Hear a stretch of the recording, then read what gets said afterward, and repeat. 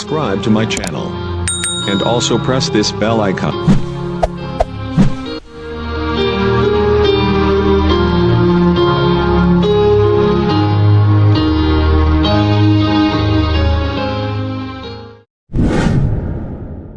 Abo berdarah Arab dan dibesarkan sebagai seorang Muslim di Baghdad.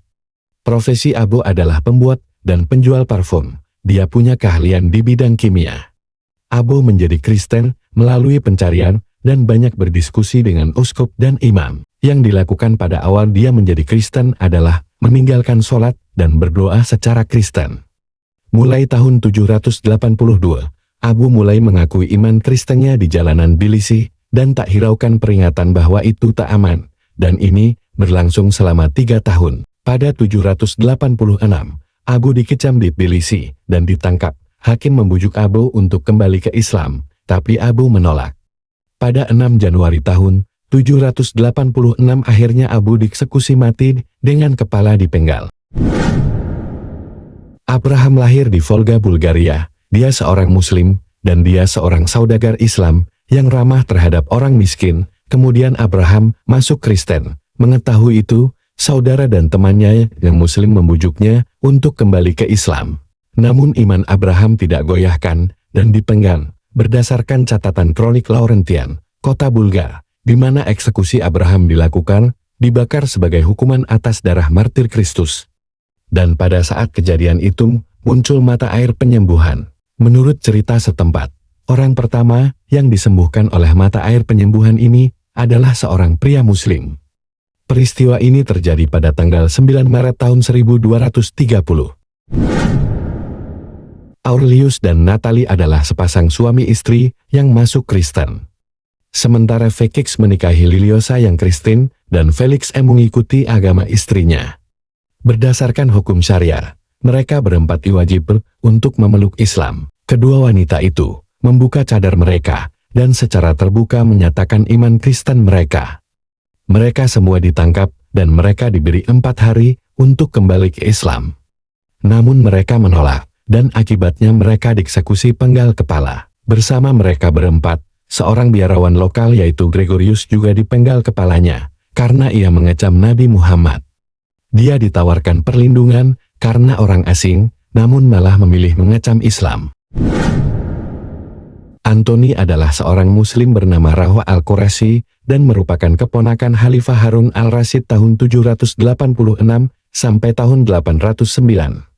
Walaupun Antoni seorang Muslim, ia memiliki sebuah biara di dekat gerbang utara Damaskus. Antoni kerap kali masuk mengganggu upacara dan minum dari piala atau melakukan tindakan vandalisme. Hal ini berubah ketika suatu hari usai liturgi. Matanya tertuju pada gambar Santo Theodore yang sedang menunggang kuda dan menusuk seekor ular dengan tombaknya. Saat dia mencoba menembak ikon itu dengan busurnya, tetapi anak panah itu berputar di udara dan mengenai tangannya sendiri.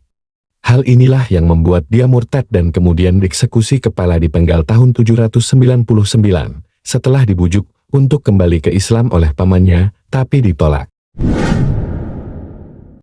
Aurea adalah seorang janda dan keluarga bangsawan Arab. Ayahnya adalah Muslim dari Seville, serta 3 orang anggota keluarganya adalah kadi atau hakim Arab. Sesudah saudara laki-lakinya, yaitu Dan dan Adulfus dieksekusi akibat murtad, maka Aurea tinggal bersama ibunya Artemia yang merupakan seorang biarawati di biara di Tuteklara, dan di sini juga dia melihat kematian 3 orang Kristen di awal tahun 850-an. Aurea menjadi Kristen karena pengaruh lingkungan biara. Aurea ditangkap dan dieksekusi pada tahun 856. Aurea dibunuh dengan pedang dan digantung di jeroan ayam itik dengan kepala tertunduk. Konstantinus terlahir dari keluarga Muslim Turki yang miskin. Bekerja di kota pelabuhan Smyrna di Anatolia sebagai penjual sayur-sayuran. Pekerjaannya di metropolitan itulah Konstantinus menjalin persahabatan dengan umat Kristiani dan belajar bahasa Yunani. Ia mendengar sesuatu dari Injil dan sangat mempengaruhi dirinya dan terdorong berpaling kepada Kristus dan mencari baptisan kudus.